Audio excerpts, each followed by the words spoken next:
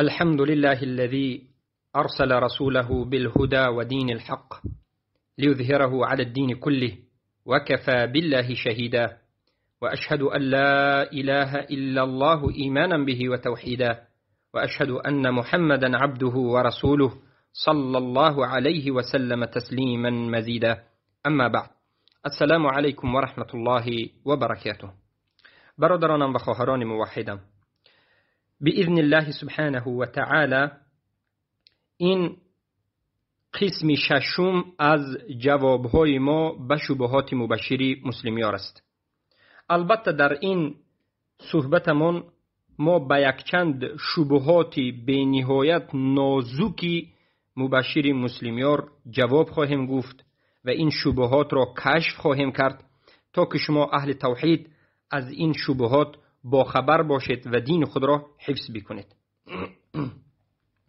البته صحبت ما در بالای موضوع شروط التکفیر، شرطهای تکفیر و موانع التکفیر، منع کننده های تکفیر قسما، و چی بودن حجت و چگونه رسانیدن حجت، اقامت الحجه و ابلاغ الحجه، بسیارتر که این از زبان اهل بدعت در مکانهای مختلف ذکر می شود و بیان می شود.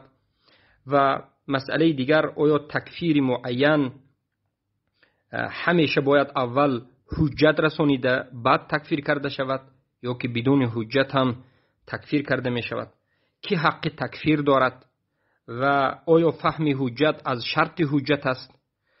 آیا یکی از شروط تکفیر این قصد کفر است؟ سبحان الله، این مسائل بینت زیاد است، لیکن ما حرکت میکنیم که به عباره های فهما و به حجت های از قرآن و سنت و فهم سلف صالح به شما این مسئله را در حالتی بگویم تفصیلی بیان بکنیم. اولا در این مسئله باید سخن مبشر مسلمیار را شما گوش بکنید که مبشر مسلمیار چی میگوید. بگذاریم. منهج اهل سنت است که اول در مورد مسلمانی که به تعبیر اسلامش آشکار شده و اقرار بر شهادتین داره و اعمال اسلام آنچنان که میفهمه عملی میکنه، اما مرتکب یک قول یا عمل میشه که او کافر است.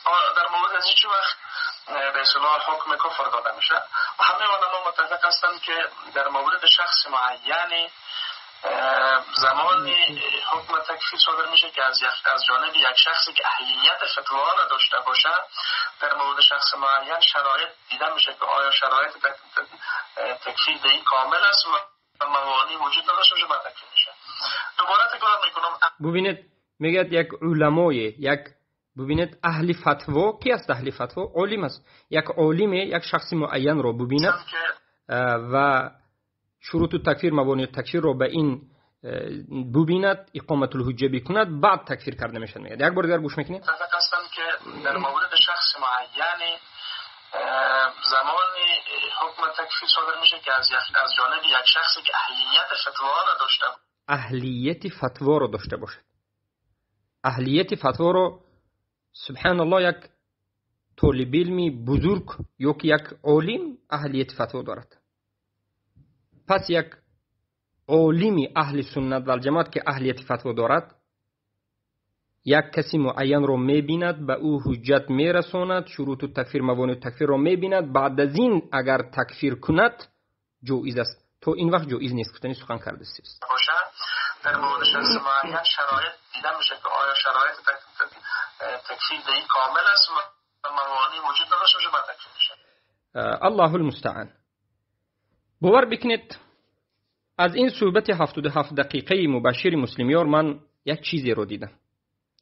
آشکار و واضح حمایت مشرکین از همه جانب.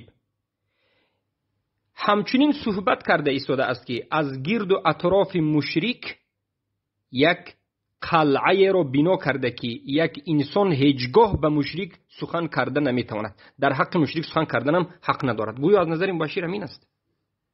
البته این باطل است. دین ما برای حمایت مشرکین نآمده است، برای حمایت شرک نآمده است. دین ما برای حمایت توحید و برای حمایت موحدین آمده است.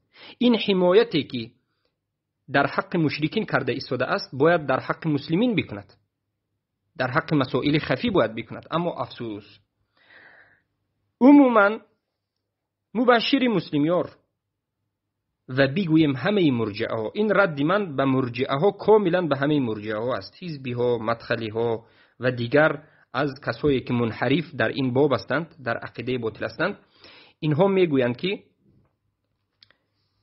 یک انسانی معین را تکفیر کردن هیچگاه جایز نیست. ما عموم میگوییم که مشرکا کافرند، اما یک آدم معین را جایز نیست. پس کی حق دارد؟ میگویند که یک عالم که اهلیت فتوا را داشته باشد، اهل فتوا باشد،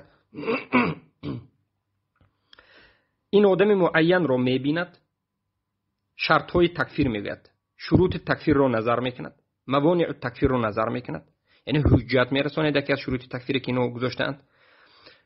و بعد از این بعد همین عالم حق دارد که یک کس را تکفیر بکند. اما یک کسی که آدمی بگویم عادی باشد، یک مشرک را ببیند، فهمد که این مشرک به اختیار خودش شرک را کرده است، قبر پرستی است یا بگویم سجده به غیر الله است، ذبح است، همین را دید، میگه که این آدم عادی است، آدمی عادی نباید تکفیر کند، حق ندارد.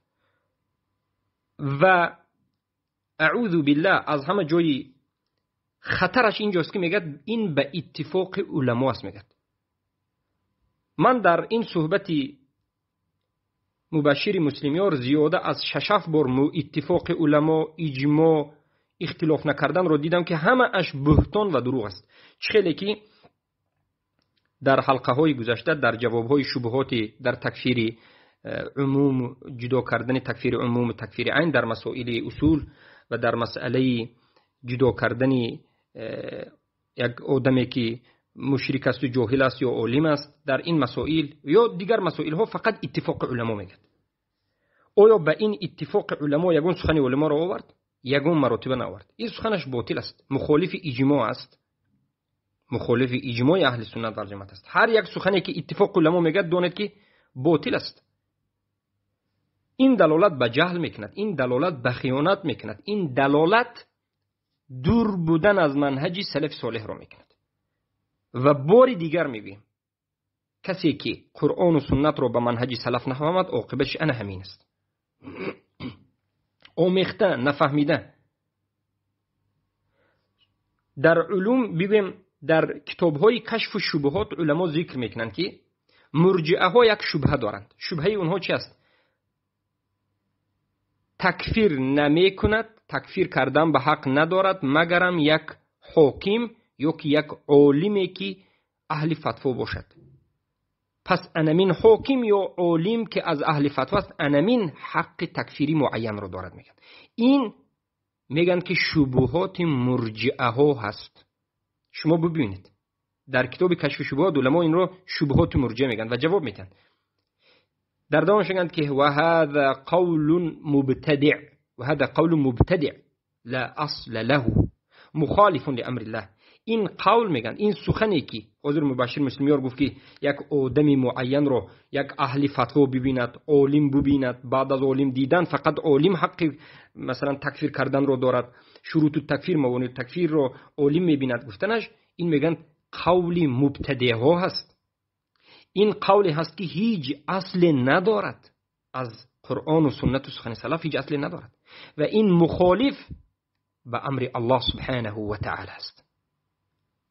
زیرا که قول صحیح منهج سلف صالح همین است که هر کسی که کفر صریح را، بواح را، آشکار را دید به مانند استغاثه کردن غیر الله، طلب کردن غیر الله یا که سجده کردن غیر الله یا قبر پرستی رو هر کسی که دید یک مسلمان عادی باشد هم به وی واجب است که تکفیر کند همون مشرک را، مگرم در مسائل خفی. بله، مگرم در مسائل های خفی، مسائل هایی که همه فهمیده نمیتواند، مسائل هایی که اونجا احتمال وجود دارد، مشتبه هست یا حالت های ترددی دارد، در این مسائل البته فقط علما و اهل اجتهاد اینجا تکفیر میکنند. اما در مسائل ظاهر و واضح که کسی قرآن را مثلا میسوزاند، به بالای قرآن میبرد، به قرآن بگویم استهزا میکند، الله و رسول را دشنام میدهد، یا که الله را در بالا نمیداند، یا که نماز نمیخواند، یا که سجده به غیر الله، دعای غیر الله، طواف به غیر الله، ذبح به غیر الله، این مسائل اصولی هست که در این مسئله هم به انسان عالم و هم به انسان عادی واجب است که تکفیر بکند. خیلی که ما سخن شیخ الاسلام و امام اهل سنت ابو محمد البربهاری در کتاب شرح سنت صفحه 73 رو ذکر کردیم که میگن که ما از اسلام هیچ کس رو برآوردن به حق نداریم اگر عملهای کفری و شرکی رو نکند. اما زمانی که سجده به غیر الله کرد و دعا از غیر الله کرد، ذبح به غیر الله کرد، الله و رسول رو دشنام داد، چی میگن؟ یکی از این عملها رو کند، به تو چی هست؟ واجب علیک ان تخرج من الاسلام، به تو واجب است که اسلام اخراجش کنی. اگر نکنی خودت به کفر واقع میشی. اگر جاهل باشی، اگر شبهه داشته باشی، به تو یک کسی حجت میرساند، بعد از حجت هم مشرک رو مشرک نگویی، البته که واقع به شرک اکبر میشی. اینجا مسئله چی است؟ مسئله باور بکنید در مسئله قیام الحجت می رود، شروط التکفیر و موانع التکفیر، و مسئله دیگر در مسئله باز کفری عموم و کفری معین می رود. مختصرا اولا در هر دو این مسئله مذهب علما رو ذکر میکنیم. البته مذهبی بگویم فرقه ها رو ذکر میکنیم. ما در این مسائل تکفیر فقط 3 مذهب داریم. در همه مسائل تکفیر 3 مذهب داریم. مذهب خوارج، غلو کرده ها و کسانی که از جماعت التکفیر و الهجره شکر المصطفى اینا به همین جماعت رفته ها، خوارج یا جماعت هایی که به خوارج ها رفتند، غلو کرده ها. مذهب دوم مقابل خوارج ها. خوارج ها اگر غلو کرده باشند، اینها اصلا از بگیم سست آدم هایی که به نهایت مژده دهنده ها، مرجئه ها. خوارج ها افراط کردند، مرجئه ها تفرید کردند. خوارج ها همه رو جهنمی گفته باشند، مرجئه ها همه رو جنتی گفتند. خوارج ها مسلمان ها رو هم جهنمی گفته باشند، مرجئه ها شیطان رو هم، فرعون رو هم، اعوذ بالله من ذلک، یهود و نصارا و مشرکین رو هم به جنت داخل میشن میگن. در مسائل تکفیر یعنی خوارج ها غلو کرده همه رو تکفیر بکنند، مرجئه ها هیچ کس رو تکفیر نمیکنند. در مسئله تکفیر بگویم عموم و تکفیر عین، خوارج ها اصلا تقسیمات ندارند. تکفیر عموم، تکفیر عین وجود ندارد میگن. در همه مسائل تکفیر عین است میگن. خواه مسائل اصولی باشد، خواه مسائل فروعی خفی یا که احکام باشد. حتی در گناه کبیره هم کسی واقع شود تکفیر عین میکنند. مرجئه ها باشد، در همه مسائل تکفیر عموم دارند. تکفیر عین را خیلی که دیدید، این یکی از مرجئه ها چقدر گیردش رو حمایت میکرد. یک عالم باشد، اهل فتوا باشد، این چنین میگویند و بالاخره تکفیر عین ندارند. اما وسط مذهب سوم اهل سنت و جماعت است که میگویند در مسائل اصولی، در مسئله کفر، در مسئله شرک اکبر و کفر اکبر، در مسئله دشنام دادن الله، دشنام دادن رسول الله، در مسئله مثلا نماز نخوندن، در مسئله بارک الله فیکم کسی که انکار میکند علو الله را، یعنی کفر اکبر و شرک اکبر، در این مسائل مثلا مسائل استهزاء، در این مسئله کسی که دید تکفیر عین میکند. از سخنهای علما که کفر عموم اومده است، همین کفر عین رو هم دلالت میکند. اما در باقی مانده مسائل خفی یا مسائلی که اجتهادی یا مسائلی که مشتبه فیه است، یعنی تردد وجود دارد، در این مسائل علما و مجتهدین البته که تکفیر میکنند، علما و طلاب العلم تکفیر میکنند، و البته که در این مسائل سخنهای علما عموم آمده است که این انسان کافر است، اما تکفیر پیش از تکفیر عین کردن حجت رسانده میشد. یعنی ببینید اهل سنت و الجماعت مسئله را به 2 قسم تقسیم میکنند. مسائل اصولی بزرگ که در این مسئله هم آدمی مفتی تکفیر میکند، هم عادی تکفیر میکند، و در این مسئله ها هم تکفیر عموم و هم تکفیر عین کرده میشد. اما قسم دوم مسائل خفی، مسائلی که در درونش مشتبه هست، یعنی احتمالات وجود دارد، در این مسائل علما تکفیر میکنند، طلاب علمی که علم دارند تکفیر میکنند، و البته که بعد از نظر کردن به حجت رسانیدن حجت، شروط تکفیر، موانع تکفیر. و در این مسائل خفی سخنهای علمایی که عموم اومده است که کسی که این عمل رو میکند کافر است، تکفیر عین کرده نمیشود، بلکه فقط تکفیر عموم است. اما در مسئله تکفیر عین کردن در مسائل خفی اول حجت رسانیده، شروط تکفیر، موانع تکفیر نظر کرده میشه. خوارج‌ها این چنین نیستند. خوارج‌ها در همه مسئله نه شروط تکفیر نه موانع تکفیر، همه این مسئله رو مثل اصول دین نظر میکنند. حتی گناه کبیره رو مثل شرک اکبر نظر میکنند، تکفیر میکنند. اینها خوارج هستند. مرجئه ها باشد همه این مسائل اصولی رو مثل یک مسئله عادی گناه کبیره نظر میکنند یا یک مسئله خفی نظر میکنند. خوارج ها غلو کردند و گناه کبیره رو برآوردند و به شرک مثل شرک گفتند. مرجئه ها باشد شرک اکبر، کفر اکبر رو آوردند و مثل یک مسئله خفی گفتند. انمین است این مذهب ها. مذهب حق البته وسط است، مذهب اهل سنت و جماعت است که ما باید جدا بکنیم. همه مسئله یک نمود نیست، مسائلی هست که بزرگ است و در اینجا هم آدم عادی و هم عالم تکفیر میکند و در اینجا فقط میبینید که شروط تکفیر، موانع تکفیرش همین است که اکراه ندارد، مجنون نیست، پس تکفیر میشد، به اختیار خودش باشد.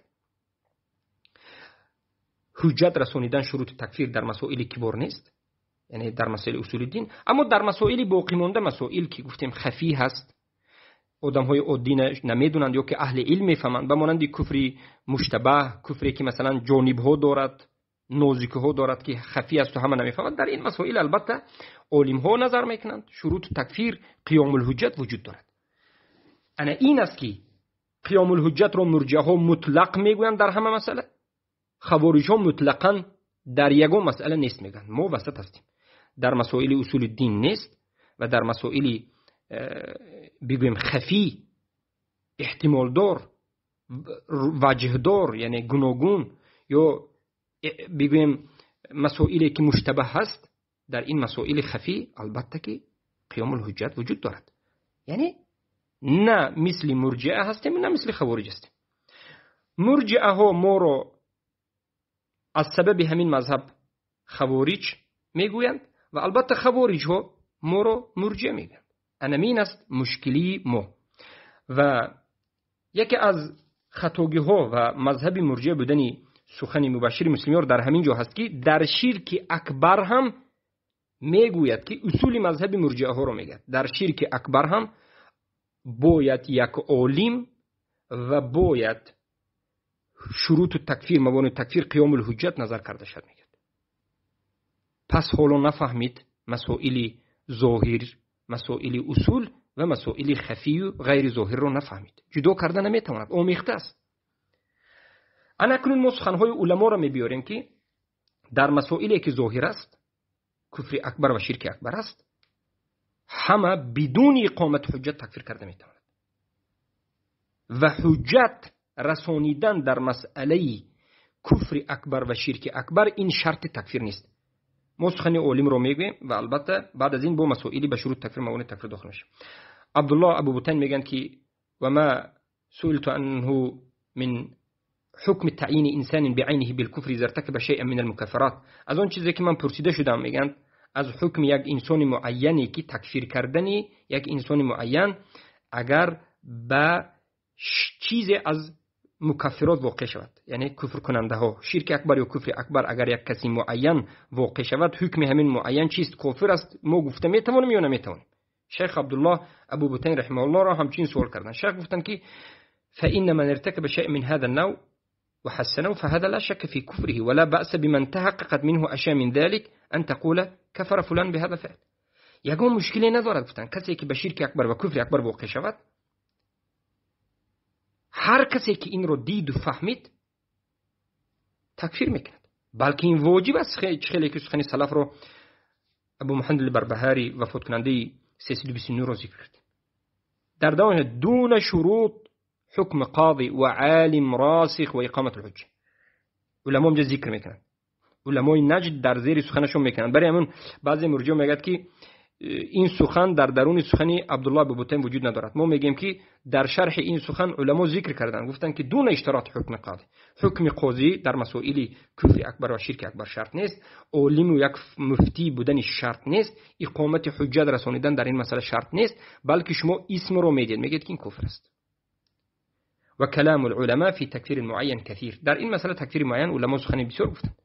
و اعظم انواع هذا الشرك عبادت غیر الله، از همه بزرگترین نمود این شرکی که شما دیدنو باید تکفیر معین بکنید، یک آدم عادی هم شما باید تکفیر معین بکنید، شما خودتون آدم عادی هستید دیگر رو تکفیر میکنید. بزرگترین شرک گفتن عبادت غیر الله است. هر کسی رو در عبادت غیر الله دیدید باید تکفیرش بکنید. و هو کفر باجماع المسلمین، عبادت غیر الله کفر به اجماع مسلمین است، فعل کفر است، فاعلش هم کفر است. ولا مانع من تکفیر من اتصف بذلك لان من زنا قیل فلان زانی، هیچ مانعی نیست که یک آدم عادی وقتی که یک مشرک رو دید باید تکفیرش بکند، زیرا که یک کسی زیناکار رو دیدید میگه که این زیناکار است، دوز رو دیدید دوز است، مشرک رو دیدید مشرک است میگه. در کتاب الرسائل مجله اول صفحه 657 ذکر شده است. بارک الله فیکم. این بود یک مسئله جواب به سخن مبشر مسلمیار که در شرک اکبر و کفر اکبر میگه که عالم فقط حق دارد. اینجا یک مسئله باز می شود، یک موضوع باز می شود که علما میگویند در کتاب‌های عقیدوی که من له حق الحکم بالتکفیر، کی حق حکم کردن به تکفیر یک انسان رو دارد، یعنی کی حق تکفیر رو دارد. چه که امروز باز در این مسئله میبینیم سه مذهب وجود دارد، مذهب خوارج ها و مذهب مرجئه ها و مذهب اهل سنت و الجماعت. مذهب بگویم خوارج ها همین است که در همه مسائل، هم مسئله اصول دین ظاهر و هم در مسئله خفی میگویند که در این مسائل همه برابر است، زن و مرد، کودک و بزرگ همه باید تکفیر کند. مرجئه ها باشند مقابل خوارج ها میگن که نه در مسائل خفی و نه در مسائل بزرگ و ظاهر اصول دین هیچ کسی حق تکفیر کردن ندارد بجز علما. هر دویش هم غلط، هر دویش هم گمراه. یکیش غلط به طرف جانبی افراط رفته، یک طرفش غلو کرده به طرف ارجاع غلو کرده. بلکه یعنی مرجئه ها غلو کردن در تکفیر نکردن، خوارج ها غلو کردن در تکفیر کردن. مذهب اهل سنت و الجماعت وسط است، میگویند مسائلی که اصول دین است، ظاهر است، واضح است. بار دیگر میگیم شرک، جاهل در توحید یعنی واقع شدگان به شرک، یا در مسئله دشنام دهنده الله، دشنام دهنده رسول الله، استهزاء، یا که یک آدم بینماز، یا که در مسائل یا در مسئله کسی که الله رو لامکان گفت، در این مسئله همه میتواند تکفیر بکند، خواه آدم عالم باشد یا آدم عادی. اما در غیر این مسائل، در مسائل های دیگر با قسم از اسما و صفات، در مسائلی که تکفیر تعویل در مسائل خفی وجود دارد، مسائل هایی که احتمالات وجود دارد، مسائلی که همه فهمیدن نمیتواند و نو به وجود آمده است و خفی است، میگیم که در این مسائل فقط علما و طالب علمان که فهمیده میتوانند حکم تکفیری معین رو دارند. انا این است مسئله. اما ببینید از یک طرف خوارج ها فقط جانبی اصول دین را گرفتند و همه مسائل را مثل اصول دین، از یک طرف مرجئه ها همه مسائل را مثل یک مسئله کوچک خفی. اما اهل سنت و الجماعت این چنین نیستند. مبشر مسلمیان در کدام مذهب است؟ مذهب مرجئه ها در همین مسائل حکم تکفیر رو که حق دارد، در این مسئله غلات مرجئه ها رو دارد. این البته خطرش بیناد بزرگ است. نظر بکنید به کتاب شکننده های اسلام که علما شرح میتیند. مثلا علی بن خدیر الخدیر سؤال در این مسئله شدند، شیخ بارک الله حمود ابن عقله شعیبی در این مسئله سؤال شدند، ابن باز در این مسئله سؤال شدند، شیخ سلیمان العلوان آشکار و واضح در درسایشان یک چند بار سؤال شدند که یک آدمی مسلمان عادی یک انسان بینماز را بیند آیا تکفیر معین کرده میتواند؟ همه این مشایخ گفتند که بله تکفیر کرده میتواند، زیرا که بینماز کفر است. پیامبر گفتند که بینماز مشرک است و کفر است. پس من و شما هم میتونیم که از این گفته پیامبر حجت بگیریم بینماز مشرک کفر بگیم و این اجماع علما است که بینماز کفر است. هر یک آدم عادی بینماز رو تکفیر میکند. و این چنین کسی که شرک اکبر و کفر اکبر رو کرد آیا یک آدم عادی تکفیر کرده میتواند؟ همه این علما و غیر از این علما اجماع علما است که بله تکفیر کرده میتواند و این نه فقط میتواند، واجب است باید تکفیر کند. اگر از سبب جهل یک آدمی که عالم و طالب علم نیست از سبب جهل حجت ها را نفهمیده مشرک را مشرک نگوید، حجت رسانیده می شود. اگر بعد از حجت باز تکفیر نکند کافر است. چخیلی که سلیمان ابن عبدالله گفتند کسی که این مذهب را مذهب خوارج گوید پس علمای نجد رو همش رو خوارج گفته. محمد ابن عبدالوهاب، ابن القیم الجوزی، ابن کثیر و سلف این امت رو و محمد ابن بگم ابو محمد البربهاری و دیگر علمای سلف رو تکفیر کرده و خوارج گفته است. بارک الله فیکم. پس هر کسی که در نزدش یک علم وجود دارد در همون مسئله، در یک مسئله معین، او میتواند در همین مسئله حکم بکند اگرچه یک آدمی عادی باشد. بمانند اینکه یک نفر میداند میفهمد از موحدین است و میداند که عبادت کردن مرده ها قبرها این کفر است و کسی که نماز را میکند کافر است. یک کسی معین را دید تکفیر میکند، یک کسی بی نماز را دید تکفیر میکند. و او البته در این مسئله چی است؟ واجب است. یا یک کسی را دیدید که استهزاء به دین الله میکند، واجب است که تکفیرش بکنید. یا یک کسی را دیدید که قرآن را میسوزاند و با بالای قرآن پا میگذارد، تکفیر میکند. و همین سخن عبدالله ابو بطین به همین حجت میشود.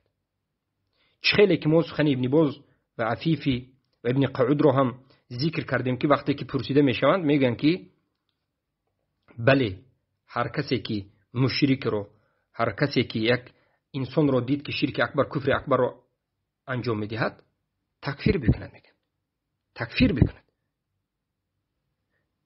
اگر تکفیر نکند به این آدمی تکفیر نکرده حجت رسانده میشود اگر جاهل باشد. بعد از این حجت رسیدن باید تکفیر کنند، نکند خودش به شرک واقع میشود، تکفیر میشود. یعنی مسئله نیست که همه مسئله فقط علما باید تکفیر بکنند. و این مسئله البته بینویت مسئله خطرناک و مسئله هست که مباشر مسلمان در حقیقت در این مسئله خطا کرده است. یعنی در کجا خطا کرده است؟ در شروط التکفیر و موانع التکفیر. من در این سخنم یک باره رد میزنم به مباشر مسلمان و محمد شریف عبدالعلیم و به مدخلی ها و به حزبی ها، به همه مرجعه های جهمی ها که اونها شروط التکفیر و موانع التکفیر رو غلط فهمیدند. در باب شروط التکفیر و موانع التکفیر هم سه مذهب وجود دارد: مذهبی خوارج ها، مذهبی مرجعه ها و مذهبی اهل سنت و الجماعت. خوارج ها در یگان مسائل، نه در مسائل اصولی، نه در مسائل خفی فروعی، شروط التکفیر هم ندارند، موانع التکفیر هم ندارند، تکفیر کردن میگیرند. این غلو است، این باطل است. یا مردم را بالعموم تکفیر میکنند بدون شروط، نظر کردن به شروط و بدون نظر کردن به موانع. در مقابل اینها مرجعه های غلط اصلا شروط التکفیر و موانع التکفیر را از پیش خودشان بر دروغ به وجود می آورند و در همه مسائل شروط التکفیرهای سخته خود را می گذارند و شرطهای تکفیر را که البته در مسائل اصول دین یک نمود شروط التکفیر و موانع التکفیر است و در مسائل خفی و در مسائل مشتبه فی و در مسائل فروعی که یک نمودی شروط التکفیر و موانع التکفیر است به تقسیماتش نظر نمی کنند و همون شروط التکفیر و موانع التکفیری که در مسائل خفی هست می آورند در مسائل اصول دین همون را استفاده می برند. حالا شما فهمیدید خوارج ها کی بوده است در مسائل شروط التکفیر؟ اصلا شروط التکفیر موانع التکفیر ندارد.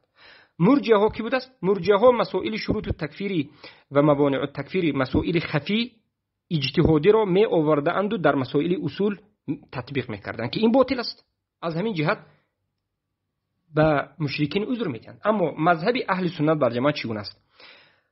شرط های تکفیر را می دانند، موانع التکفیر را می دانند و می گویند که بعضی از این موانع در مسئله اصول دین، بگویم همون 5 مسئله بزرگی که هست، شرک اکبر، کفر اکبر، یعنی دشنام دادن الله و رسول و استهزاء و لامکان گفتن الله، در این مسائل یا که مسئله بینماز، یعنی در این مسائل بعضی از موانع نظر کرده می شود و بعضی از شروط نظر کرده می شود، اما مطلق مثلی مسائل خفی نظر کرده نمی شود.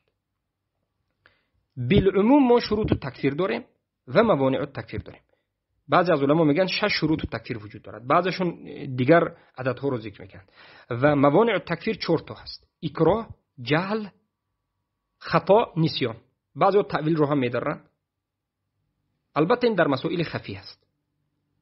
ما میگیم که بله این 4 یا 5 موانع التکفیر در مسئله شرک اکبر، در مسئله استهزاء کردن الله و رسول الدین، یعنی استهزاء الدین بالکل، و در مسائل دشنام الله و رسول، و در مسئله الله را لامکان گفتن، این شروط التکفیر فقط اکراه دیده می شود.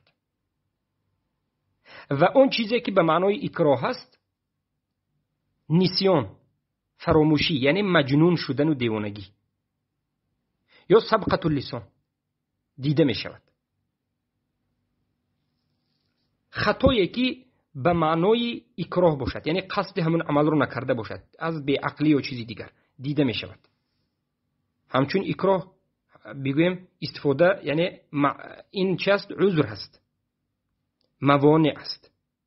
اکراه، فراموشی، یک کسی نفهمیده از دیوانگی یک عملی رو انجام داد، یا یک کسی بی خبر یک سخنی رو گفتمون که همون سخن رو گفتنش رو نیت نکرده بود، یعنی همون سخن رو اصلا قصد نکرده بود، میدونست که این سخن کفر است، اما از سبب بعض سبقت اللسان گفتمون.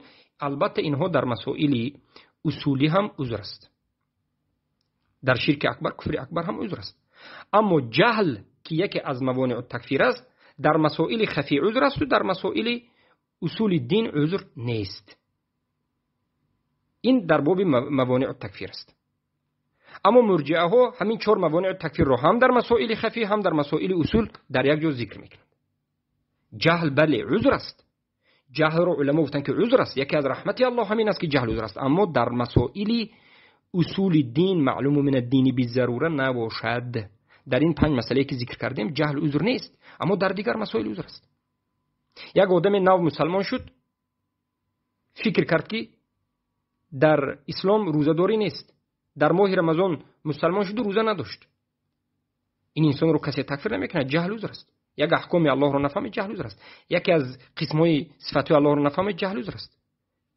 برای چی؟ برای اینکه مسئله خفی است و این مسئله هست که باید، یعنی سبحان الله، انسان به انسان باید حجت برسد. اما انسانی که به اسلام داخل شد، در داخل شدنش باید فهمد که عبادت غیر الله رو باید ترک بکند. اگر ترک همین رو نفهمد و نداند، حالا مسلمان نشده است. و در مسئله شروط التکفیر، خطاترین بابی که مرجئه ها دارن شروط التکفیر است. چخیلی که گفتیم خوارج ها شروط التکفیر ندارند. مرجئه ها شروط التکفیر را از پیش خود نه در اساس قرآن و سنت فهم سلف، بلکه از پیش خود به خاطر دفاع طاغوت ها، حاکم های طاغوتی، به خاطر دفاع مشرکین از پیش خودشان چندین شروط التکفیر را ساختن که بعد از این شروط تکفیرشون هیچ کس رو هم هیچ کسی تکفیر کرده نمیتواند. چخیلی که مبشر مسلمیان میگه یک عالم باشد، باید رساند، باید حجت عالم رساند، باید عالم تکفیر کند، از این مورد که هیچ کسی تکفیر کرده نمیتواند. دین غلط شده است، منهج باطل، عقیده باطل. اما اهل سنت و الجماعه شروط تکفیری دارند.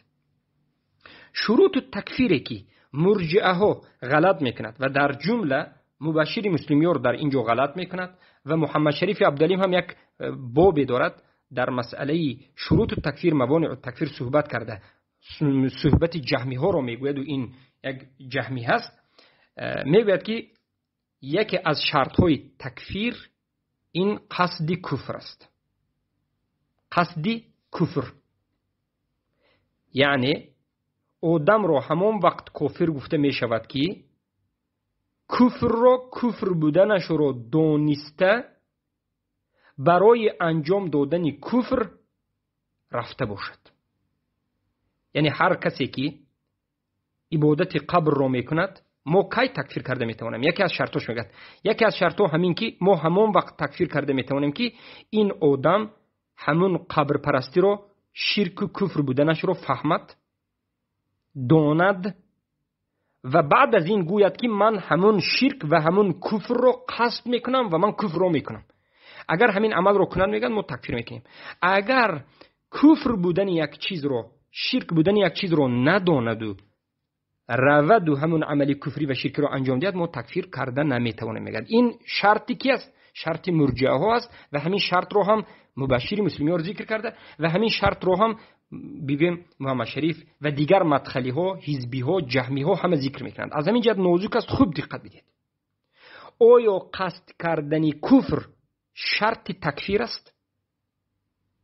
آیا یکی از شروط های تکفیر قصد کفر است؟ یقصد الکفر است؟ نه، این شروط وجود ندارد. این شرط مخالف منهج قرآن، مخالف منهج سنت، مخالف منهج سلف صالح است. بلکه یک آدم جاهل وقتی که حکم همون عمل رو نمیداند، یعنی عبادت غیر الله را میکند، سجده به غیر الله، ذبح به غیر الله میکند، اما حکمش رو نمیداند که این کفر است و شرک است، اما همون عمل رو قصد کرده رفته انجام میدهد، کفر است. شرطی تکفیر اهل سنت رو ببینید. اهل سنت یک شرط دارند که میگن یکی از شرطو الا یقصد العمل، عمل رو قصد نکند. یعنی یک آدمی که عمل شرکی رو و کفری رو انجام میدهد اما انجام دادن همون عمل رو قصد نکرده باشد، ما این رو تکفیر نمیکنیم. چخیلی که در حدیث صحیح مسلم آمده است، بالمثال یتضح المقال، با مثال آوردن سخن واضح کرده میشد. در صحیح مسلم مثال میبرند، علما در زیر این قاعده همین مثال رو میآورند که یک آدمی در صحرا شترش که آب داشت گم میکند. بعد از این که شترش گم میشود، این مرگش به سراغش آمد. یعنی در صحرا سخت غمگین بود که خود به خود شتر بعد از یک مدت باز میآید به نزد صاحبش. این مرد به نهایت سخت خرسند میشود. از خرسندیش قصد نکرده، خطا، یعنی قصد در خطا، خطا هم دو نوع نشد، قصد در خطا کرده چی میگه؟ اللهم انت عبدی انا ربک، ای الله تو بنده من هستی، من رب تو هستم. در همین جا این آدم کافر نشد، گرچنده که الله را گفت که تو بنده من هستی. گفت چرا؟ زیرا که از سبب سخت خرسند شدن همون ای الله تو بنده من هستی رو قصد نکرده، به خبر از زبانش برآمد، نفهمیده برآمد. اگر وی میفهمید که از زبانش ای الله تو بنده من هستی میگفت، این رو نمیگفت. یعنی همون سخنی کفری رو، شرکی رو، همون سخن رو قصد نکرد، بلکه مقصد این آدم این بود که ای الله تو رب من هستی، من بنده تو هستم. اصلی مقصدش همین بود، اما از زبانش خطا برآمد. این رو سبقت اللسان میگن. در این حالت ما این چنین انسان رو تکفیر نمیکنیم. ببینید، یعنی یک انسانی که یک عملی کفری و یک عملی شرکی رو میداند که این عمل کفر است و شرک است و میداند که هر کسی که این عمل و این قول رو گفت کافر می شود، اما از سبب سخت ترسیدن، از سبب سخت خرسندی به یک سبب همون عمل رو قصد نکرده، همون سخن رو قصد نکرده، به خبر انجام داده میماند، خودش نفهمیده، در این حالت تکفیر کرده نمی شود. اما همون عمل رو داند، از خونه اش قصد کرده تو نزد قبر رود که من از خونه میبرم با یک قشقر رو به نزدش گرفته، میبرم این قشقر رو به سری فلان قبر ذبح میکنم، من حالا رفته ایستادم به استغاثه قبر، من حالا مزار فلان مزار رو اولیاء پرستی رفته ایستادم، گفته میرود، در این حالت قصد کرده رفته ایستاده است، عمل رو قصد کرده ایستاده است.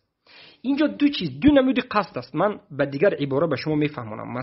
مسئله بینها نازک است. دو نمود قصد وجود دارد، قصد کردن کفر و قصد کردن عمل. اهل سنت میگویند که یک آدم یک عمل رو قصد نکرده انجام دهد، او را ما حکم کرده نمیتوانیم. از همین جهت آدم دیوانه یا یک انسان کودک رو ما عملی کفری و شرکی کند هم تکفیر نمیکنیم، یا انسانی که مجبور شده است و اکراه شده است تکفیر نمیکنیم. چرا؟ برای آنکه اونها همون عملی که انجام دادن قصد نکرده بودن، نفهمیدند، یا که مجبور شدن که کردند، اما قلبشون که نفرت دارند.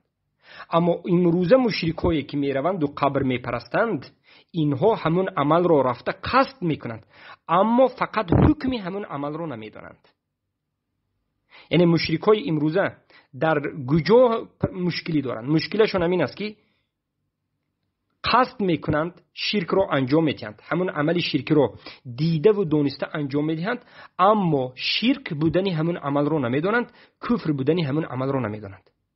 کفر بودنی همون عمل رو ندانستن یعنی حکمی همون عملی کرده ایستادنشون رو نمیدانند. این عذر نیست. یک انسان حکمی عمل رو نداند و همون عمل رو انجام دهد به جوابگری کشیده می شود و حکم رو میگیرد.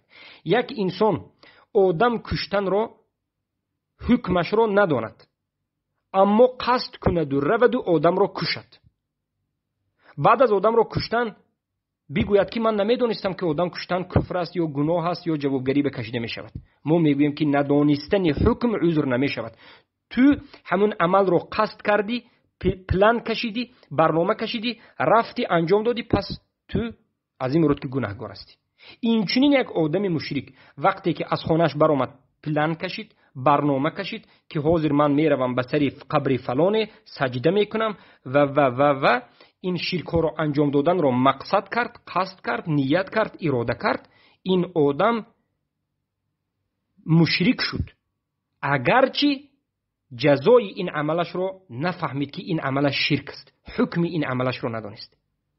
ما به این آدم میگیم که تو مشرک هستی و میگه که بله من این عمل رو کردم، نیت کرده این عمل رو کردم، لیکن فکر کردم که این عمل عبادت است. ما میگیم که فرق ندارد، عبادت فکر کرده کردی یا عبادت فکر نکرده کردی، لیکن تو همین عمل رو دیده و دانسته کردی، پس تو مشرکی. انا این است مسئله. بار دیگر به عباره دیگر فرقی بگویم این شرط تکفیر رو که قصد کفر و قصد عمل رو بگویم. مدخلی ها، مرجعه ها، این جهمی ها میگویند که یک آدم رو ما همان وقت تکفیر میکنیم که بگوید که من حاضر کافر میشوم، یا که من انمین عمل رو کفر بودنش رو میدانم، شرک بودنش رو میدانم، لیکن میکنم، از همون عمل رو انجام دادنم مقصدی من کافر شدن است، باید بعد تکفیر میکنیم. ای یقصد الکفر معناش همین. آدمی که ما تکفیر میکنیم باید در همون عمل کردنش قصد کفر شدن رو داشته باشد. ما میگوییم که به این سخنتون شیطان رو هم شما تکفیر نمیکنید، زیرا که همین شیطان علیه اللعنه در حالتی که سجده به آدم نکرد، امر الله را اطاعت نکرد، مقصدش کافر شدن نبود، فقط کبر و استکبار بود، سرکشی بود که از حسد به وجود آمده بود. فرعون هم شما تکفیر نمیکنید.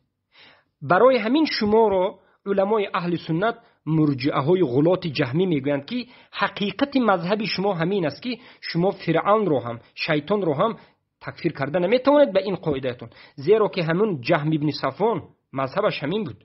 همین فرعون هم قصد کافر شدن نداشت، خودش حق میگفت و فکر میکرد که کافر نیست. یا که جهم ابن صفوانی که همه علما تکفیر کرده اند، انا همچنین مذهب داشت. یگان نفر از مشرکینی که از امتهای گذشته و این امت هستند، یگان بار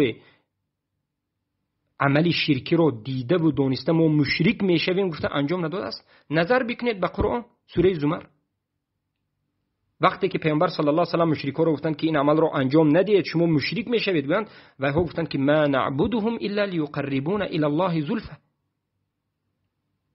ان الله يحكم بينهم فيما هم فيه يختلفون ان الله لا يهدي من هو كاذب كفار. الله تکفیر کرد. مشرکای قریشی که پیامبر تکفیر میکردند همون عبادت‌هایی رو که به بت یا وسیله گیری و شفاعت طلبی قبر پرستی انجام میدادند، اونها فکر میکردند که این عملشون کفر نیست، این عملشون شرک نیست و انجام میدادند. عمل رو قصد کرده انجام میدادند، لیکن حکمش رو نمیدونستند. چخیلی که امروزه قبوری ها عمل رو انجام میدهند، عبادت گفته حکمش رو نمیدونند. مشرکای زمان پیامبر هم همچنین بودند، عمل رو انجام میدادند و فکر میکردند که عبادت است، اما نمیدونستند کفر شرک بودنش رو. یعنی مقصد چیست؟ مقصد این است که یگان آدمی که امروز قبر پرستی میکند یا کافر شده است و مرتد شده است، مقصدی کافر شدن رو یا مرتد شدن رو ندارد و خودش رو مسلمان میگوید.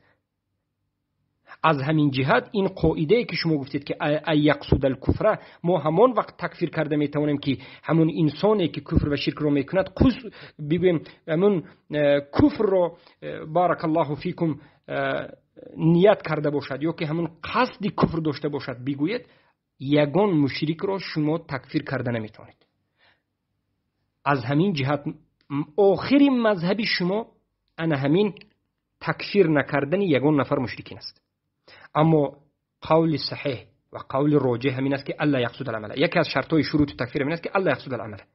آدمی که به عمل کفر و شرک می رود، حکمی همون عمل رو ندانسته، کفر بودن همون عمل رو ندانسته، اما همون عمل رو دیده و دانسته انجام دهد، خودی همون عمل رو فهمیده انجام بدهد، عبادت گفته انجام دهد، یک شرک رو، کافر است و مشرک است.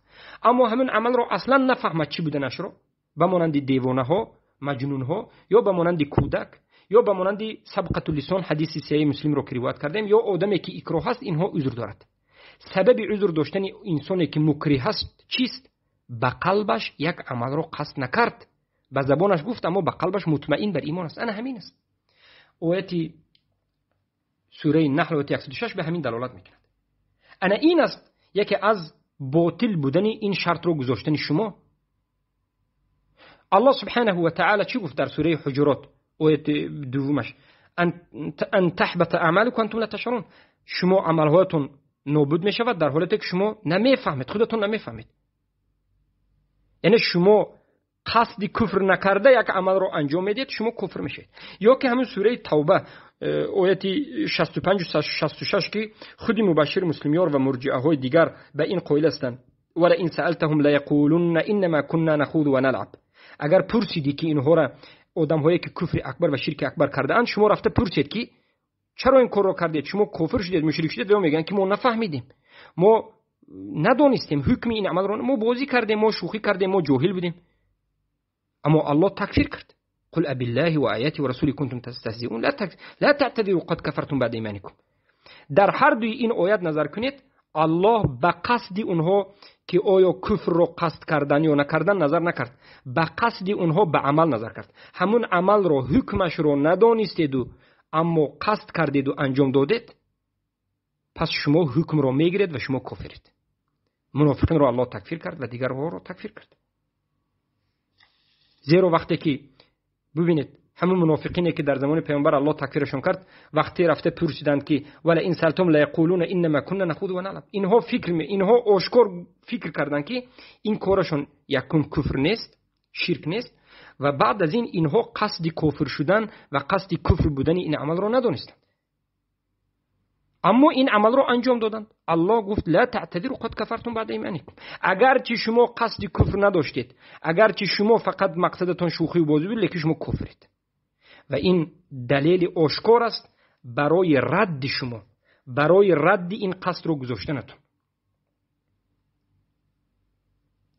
بارک الله فیکم.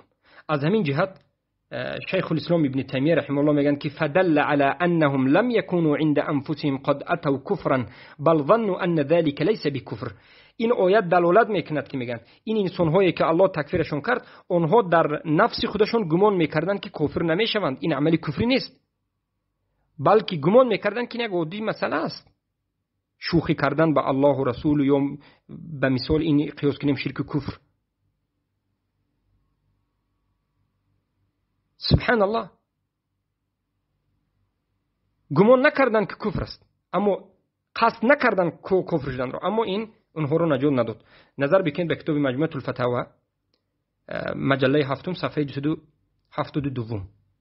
ابن تیمیه در جای دیگر میگن که و بالجمله من قال او فعل ما هو كفر كفر بذلك وان لم يقصد ان يكون كافرا.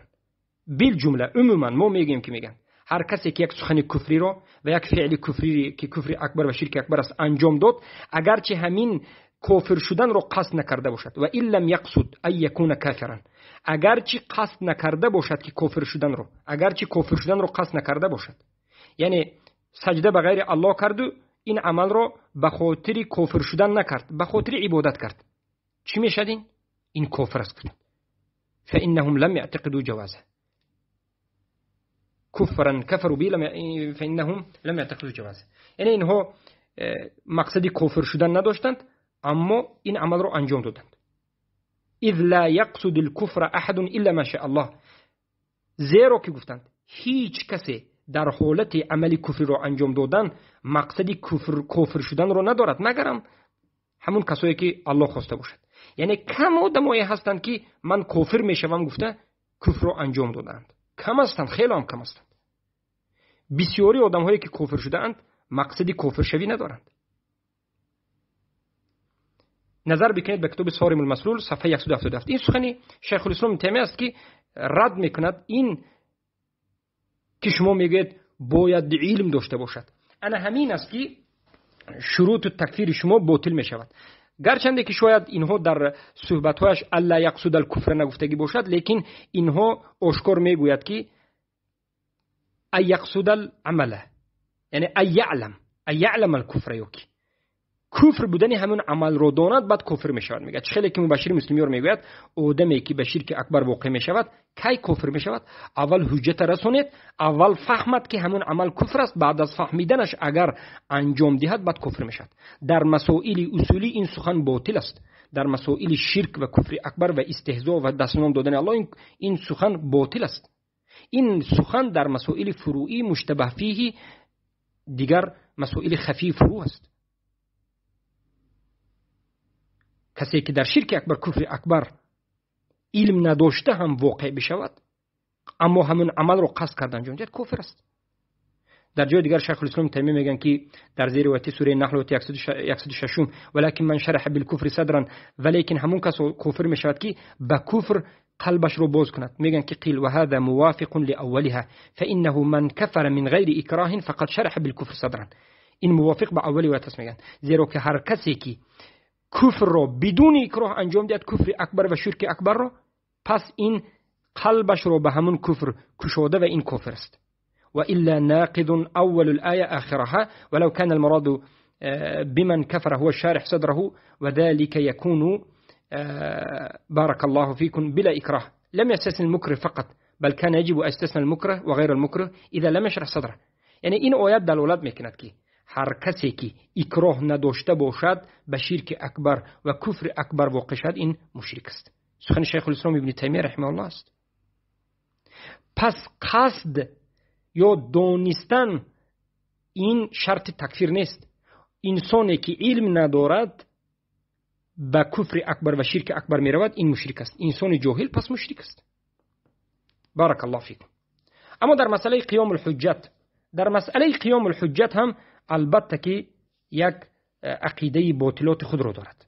عقیده باطلات خود را دارد. بارک الله فیکم. یکی از عقیده های باطل همین است که در قیام حجت ما میگوییم حجت رسانیده می شود. بله، قیام حجت این شروط تکفیر است.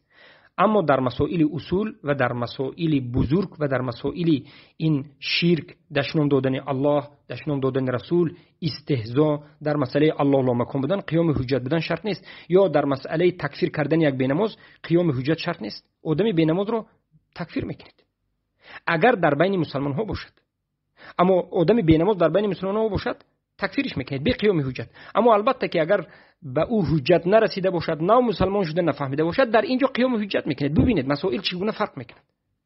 مسائل فروع از مسائل اصول فرق میکنند. از همین جهت بعضی از مسائل است که جهل عذر است و در بعضی مسائل است که جهل عذر نیست. مسائلی که جهل عذر است قیام حجت کرده می شود و مسائلی که جهل عذر نیست قیام حجت کرده نمی شود.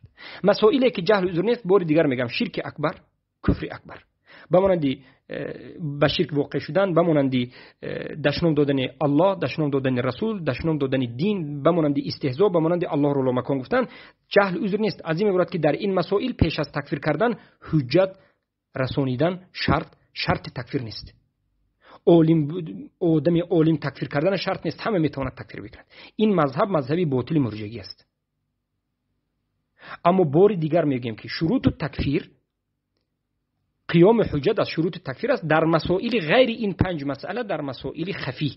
مثلا یک آدمی که نو مسلمان شد روزداری رو نفهمید، نماز خوندن رو نفهمید، بعضی از باب اسماء و صفات رو نفهمید، فروعات رو نفهمید، در این مسئله اول حجت میرسونید بعد تکفیر میکنید. اگر نفهمد بعد تکفیر میشود، اگر قبول نکند بعد تکفیر میشود. زیرا که در این مسائل فروعات، احکام، بعضی مسائل حلال و حرام رو نفهمیدن جهل عذر است اگر در بین مسلمان ها نباشد. اگر در بین مسلمان ها نباشد جهل معتبر باشد. جهل هم اگر در بین مسلمان ها یک آدم گردد از آن را شنود، بعد از این بگوید که من نماز خواندن رو نمیدونستم، گفت این جهلش البته که معتبر نیست، این آدم کافر است. بارک الله فیکم. بعد خودی حجت چیست؟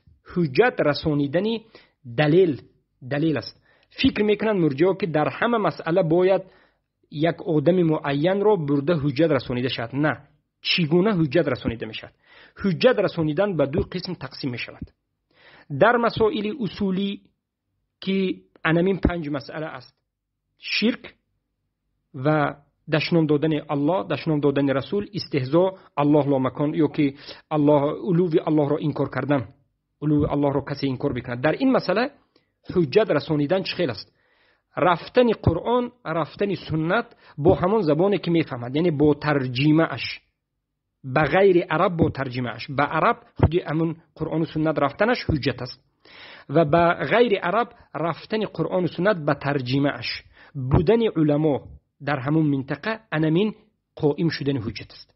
در مسئله شرک اکبر اگر ما اقرار شویم هم که اگر بیاید تصور کنیم که حجت باید رسانیده شود، حجت رسانیده شود گوییم هم، از سخن علما باز مذهب این مرجئه ها باطل می شود، زیرا که در مسائل این 5 مسئله اصولی بزرگ رسانیدن حجت، قائم شدن حجت فقط به رفتن قرآن و سنت است، به همون زبان خودشون، البته به زبان خودشون.